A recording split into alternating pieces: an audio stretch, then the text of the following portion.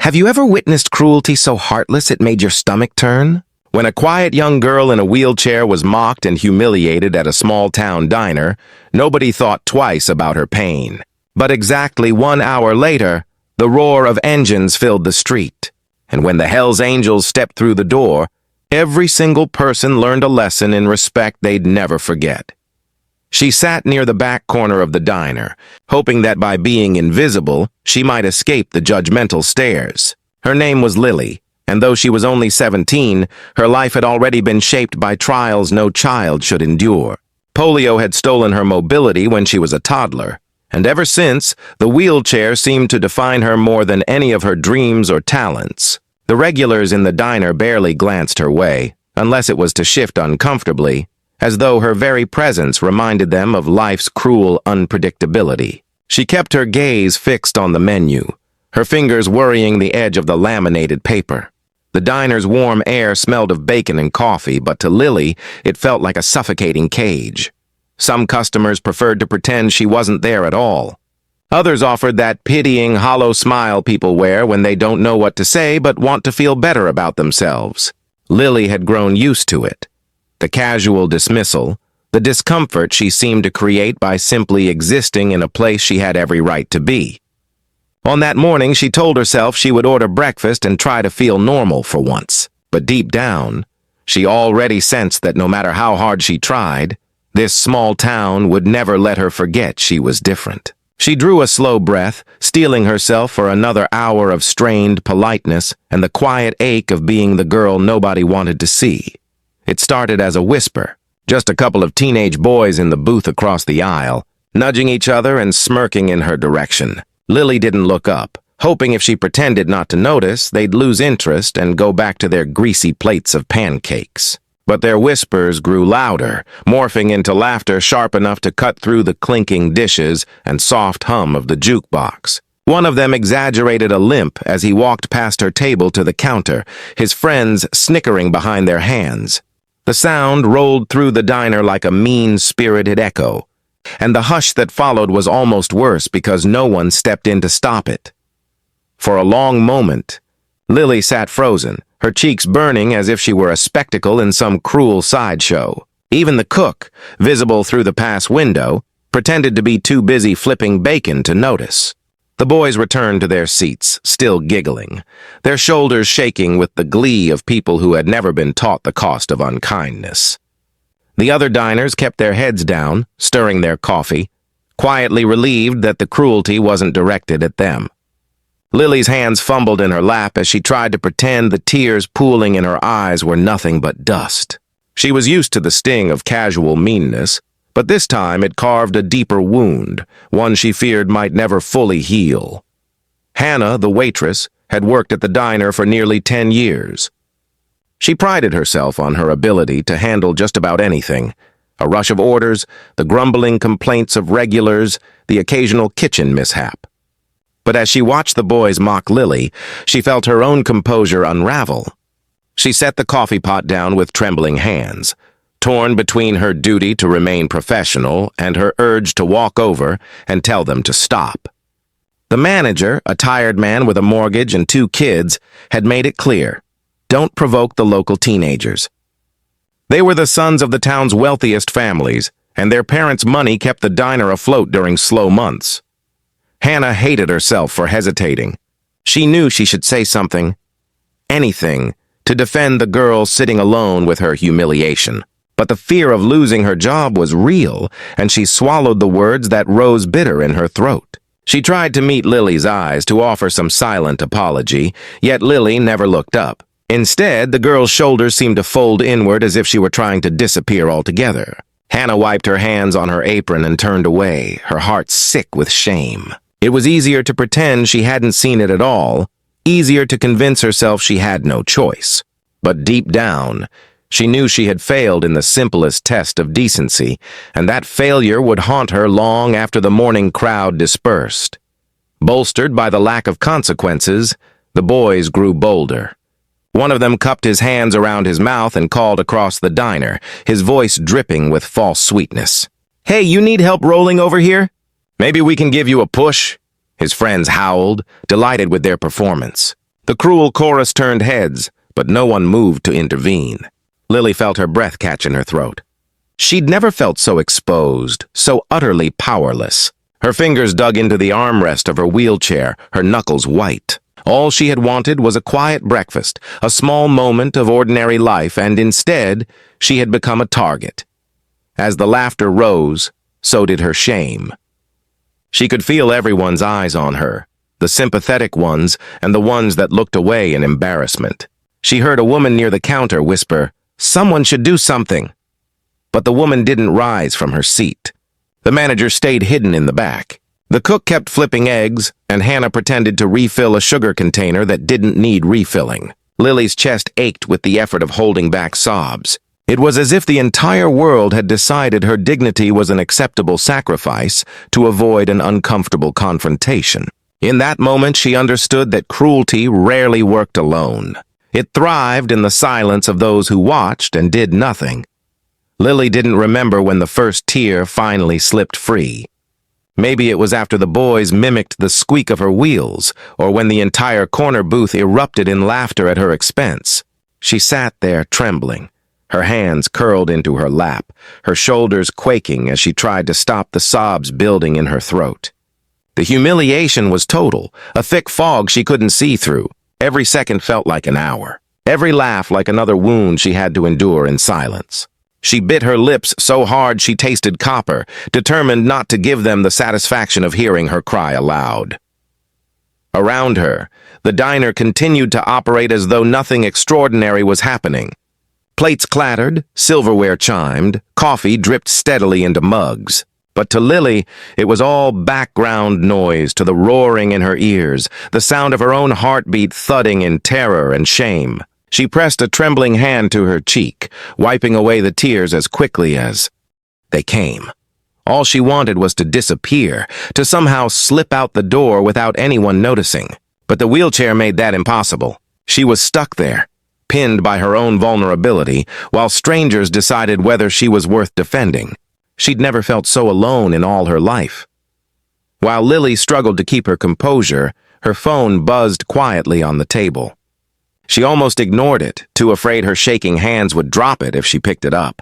But something in her heart, some tiny flicker of desperation, made her reach for it anyway. She wiped her eyes with the back of her wrist and squinted at the screen. It was a number she didn't recognize, one she'd never seen before. For a second, she thought it was another prank call. She'd had her share of those too. But something compelled her to swipe and answer, her voice barely a whisper as she said hello. On the other end came a low rumble she didn't understand, a voice she couldn't quite place. "Hang tight, little sister," the voice said, gravelly but gentle. "We're on our way." The line went dead before she could reply. She stared at the phone, confusion mingling with dread. What did that mean? Who was we? A fresh wave of fear rose in her chest. She looked up, expecting the boys to be watching her again. But for once, they seemed absorbed in their own laughter. She had no idea that the call would become the first domino in a chain of events destined to change her life and the entire town forever. Outside the diner's wide front windows, the July sun poured down on cracked pavement. A heat haze shimmered off the empty parking lot, and the only movement was a stray dog nosing around the trash bins. But slowly, so slowly that no one noticed at first, things began to shift. A pair of gleaming chrome headlights appeared at the far end of the street, followed by the low growl of an engine. Then another and another. Hannah, wiping down a booth by the window, squinted into the glare. For a moment, she thought it was just a couple of bikers passing through, nothing unusual on a summer morning.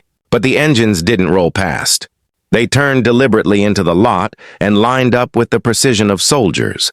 Lily didn't see them arrive. She was too busy trying to steady her breathing, still clutching her phone like a talisman. But the rest of the diner fell gradually quiet, the uneasy hush of people sensing something was about to happen. One of the boys who had been laughing turned to look out the window. His smirk flickered, replaced by a dawning confusion. The engines outside kept coming, filling the lot with a thunderous chorus that rattled the diner's glass panes. By the time the last bike rolled to a stop, there were more than 20 of them, chrome and leather, lined up like a wall of silent judgment, waiting to descend. The engines didn't cut off right away. They idled there, rumbling and growling, a primal sound that rolled through the air like an oncoming storm. It was a sound you didn't just hear. You felt it in your chest, in your bones, in the pit of your stomach. Even the cook leaned out of the pass window, his spatula frozen in midair. No one dared speak. The boys who had mocked Lily shifted in their booth, their laughter gone, replaced by something tight and nervous. The town was used to the occasional biker passing through, but this was different.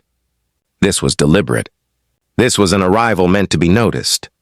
Lily finally looked up, startled by the vibration of the glass. She blinked through her tears, her gaze drifting past Hannah's stunned face to the rows of motorcycles gleaming under the sun. For a heartbeat, she didn't understand what she was seeing. It felt impossible that any of this had to do with her. She clutched her phone tighter, the memory of the raspy voice whispering, "We're on our way," echoing in her mind. And in that moment, something shifted inside her. Not quite hope yet, but the sense that she was no longer as alone as she had believed. One by one, the bikers dismounted. They moved with a quiet confidence that was almost more intimidating than any show of aggression.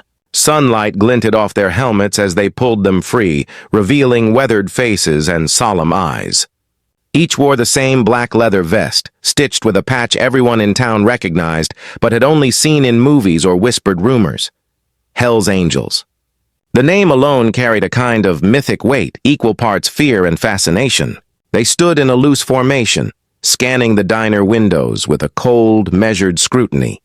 Inside, the atmosphere tightened until it felt like the air itself had thickened. The boys' bravado shriveled in an instant. They exchanged nervous glances, their shoulders curling inward as if to shield themselves from the biker's gaze. Hannah swallowed hard, her heart hammering as she wondered if she should lock the door, though some small part of her knew it was far too late for that. Lily's breath caught. For a moment, she almost felt afraid, too. Afraid of what might happen, afraid of being seen. But then she saw one of the bikers nod to her through the window. His expression neither pitying nor cruel, just respectful, as though he knew exactly why he was there.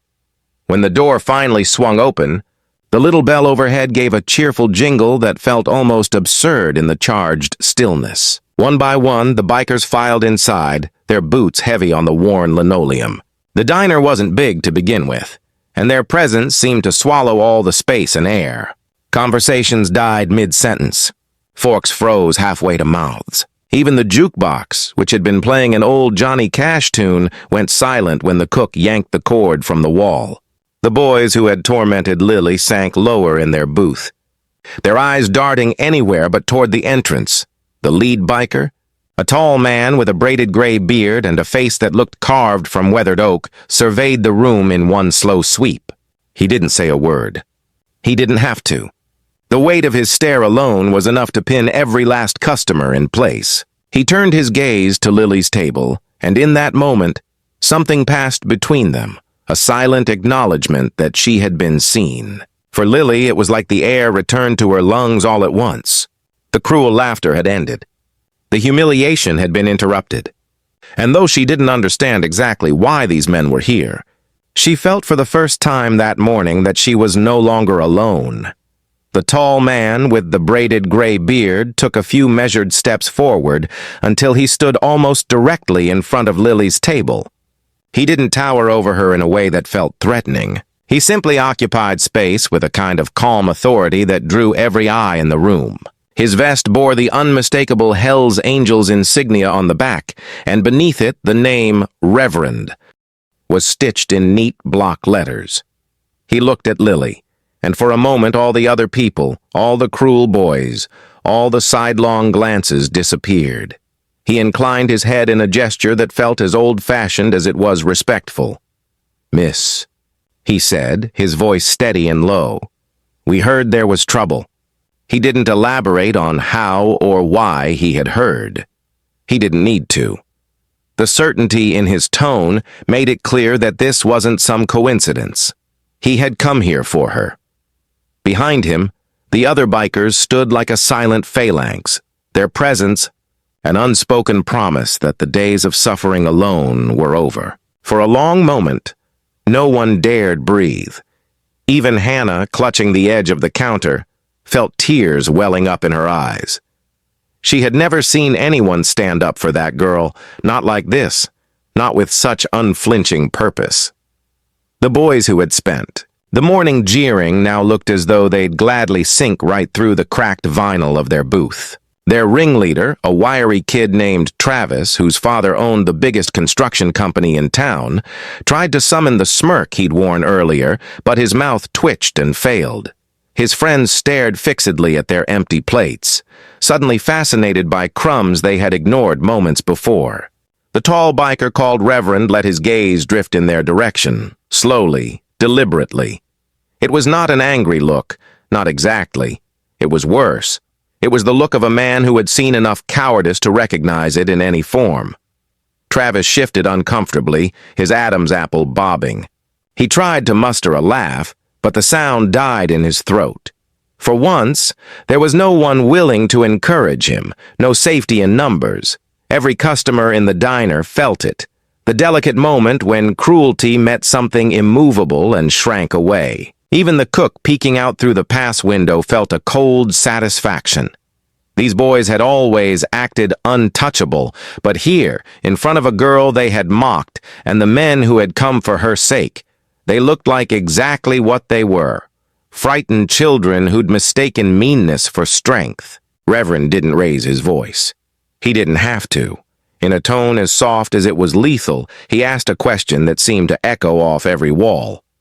"Which of you," he said, turning his gaze to Travis's table, "thought it was a good idea to treat this young lady like she was less than you?" His words hung in the air, as heavy as a stone dropped into still water. No one answered. The only sound was the muted hum of the refrigeration unit and Lily's own heartbeat thudding in her ears. It was a question that demanded more than an explanation. It demanded the truth of who they really were. Travis's face drained of color. His mouth opened, but no words came. His friends shifted in their seats, all but squirming. Some of the older customers, people who had known Lily since she was small, couldn't quite meet Reverend's eyes either, because in their silence, in their unwillingness to act, they too had allowed this cruelty to fester. Hannah felt a lump rise in her throat. She wiped her hands on her apron, wishing she had been braver.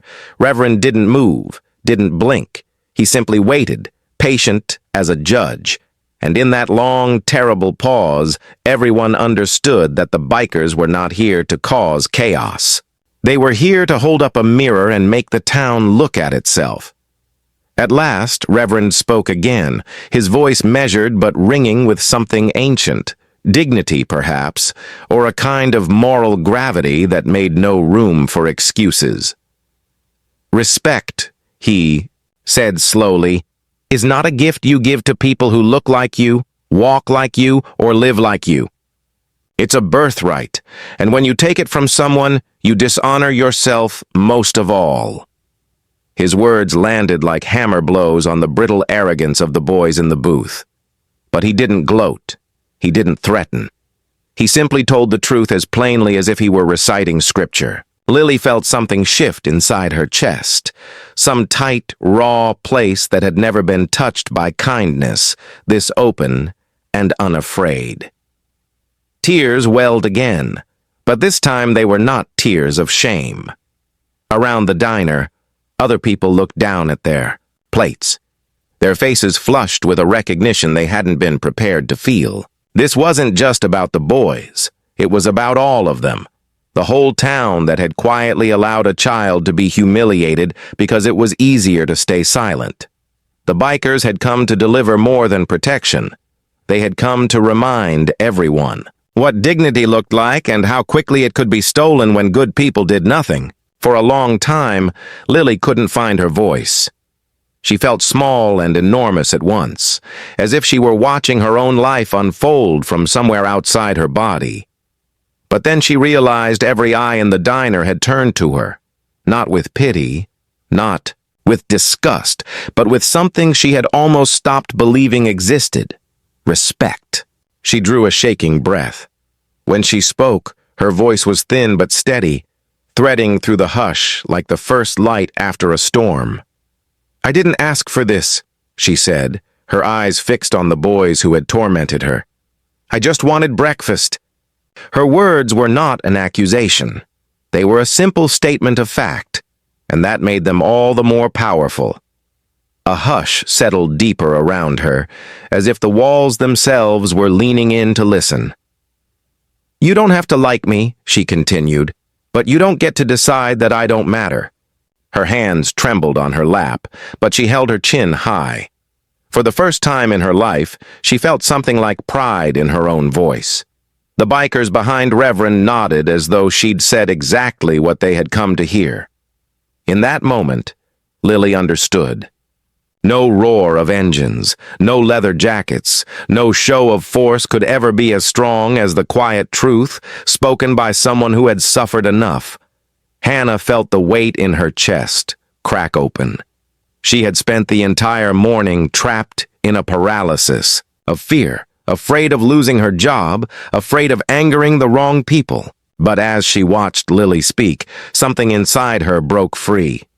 She set down her coffee pot and stepped out from behind the counter, her palms damp and her heart racing.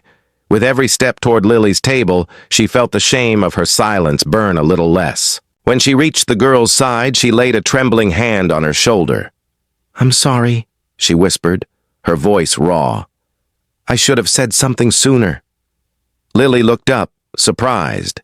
But in her gaze, Hannah saw no condemnation, only relief and maybe forgiveness. The diner was utterly still as Hannah straightened her apron and turned to face the boys in the booth.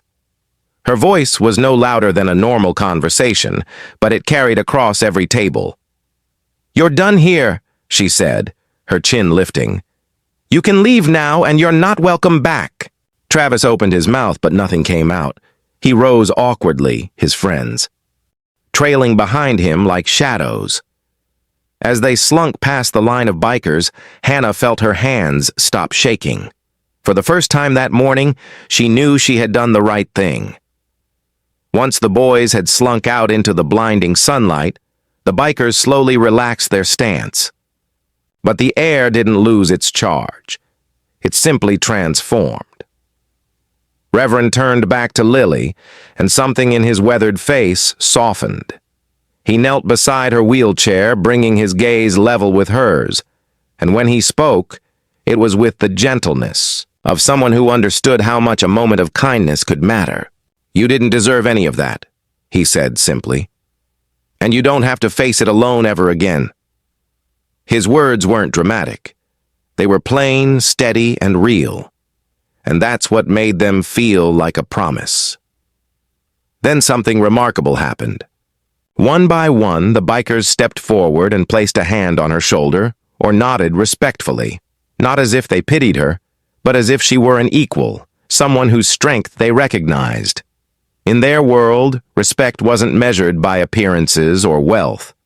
It was measured by heart, and by that measure, Lily was the strongest person in the room.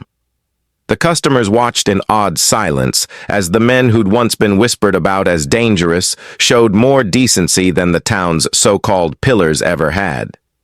For Lily, the shame of that morning finally eased, replaced by the warmth of being seen, really seen, and valued. Outside, the boys hovered by their truck, their bravado in tatters. Travis's face was red and his hands kept twisting nervously. For a moment, he looked like he might climb in and speed off. But the truth was, he knew that if he left without saying anything, the stain of what he'd done would follow him longer than any of his father's money could protect him. So he swallowed, hard, glanced at his friends, and turned back to the diner door. He pushed it open just enough to see inside. His voice was thin, but it carried. I'm sorry," he mumbled. "I didn't mean." He stopped because even he knew that wasn't true. Reverend didn't say a word. Neither did Hannah or the other bikers. It was Lily who finally lifted her gaze to meet Travis's. Her eyes were clear, her voice quiet but unshaken. "I know you didn't mean to be kind," she said, "but you chose to be cruel." The words were not shouted. They were soft and sad, and somehow that made them hit harder. Travis looked away, unable to meet her gaze. No one spoke to him again. He turned and trudged back to the truck, climbing inside like a man twice his age, already weighed down by the memory of what he'd done. And somehow, that felt like the only apology that mattered, one he'd never forget. When the boys finally drove off, the diner remained suspended in a hush so deep it was almost reverent. Slowly, life began to seep back in, the clink of dishes, the creak of the counter stool, as Hannah sat down to catch her breath. But nothing felt quite the same. In the span of an hour, the town had been forced to look at itself without excuses. They had watched a girl stand up with more courage than any of them, and they had seen strangers, men with leather vests and fierce reputations, offer her the dignity she deserved when no one else would. It was a lesson that would echo through those walls long after the engines faded. That afternoon, people told the story over backyard fences and phone calls. Some tried to twist it, claiming the bikers had overreacted. Others were honest enough to admit they had failed to act themselves. But everyone agreed on one thing. No one would ever forget the look on Lily's face when she realized she was not alone. In that diner, a dividing line had been drawn. From that day forward, mocking someone for being different would carry a price. And while the Hells Angels would eventually ride away, their example would remain, a reminder of how respect, once demanded, could transform a place forever. Long after the bikers had climbed back onto their motorcycles and roared down Main Street, Lily remained by the window, her hands folded neatly in her lap. The shame and fear that had clung to her like a second skin were gone, replaced by something she hadn't felt in a very long time. Pride. She didn't want to be pitied. She didn't want to be anyone's cause. All she'd ever wanted was to be treated with the same respect as everyone else, and for the first time, she believed she deserved it. Reverend had called her little sister, a simple phrase that somehow made her feel like she belonged to something bigger, a family that didn't care whether she could walk or not. Hannah brought her a fresh cup of coffee on the house, her eyes shining. "If you ever need anything," she said softly, "you come straight to me." Lily managed a small, grateful smile. She sipped her coffee and looked out the window as the last glint of chrome disappeared into the summer haze. In her heart, she carried the promise that no matter how many people tried to make her feel small, she would always remember this day. The day strangers had become protectors, the day her voice had been enough. And as she finally wheeled herself toward the door, she felt certain of one thing. She would never again be the girl nobody wanted to see.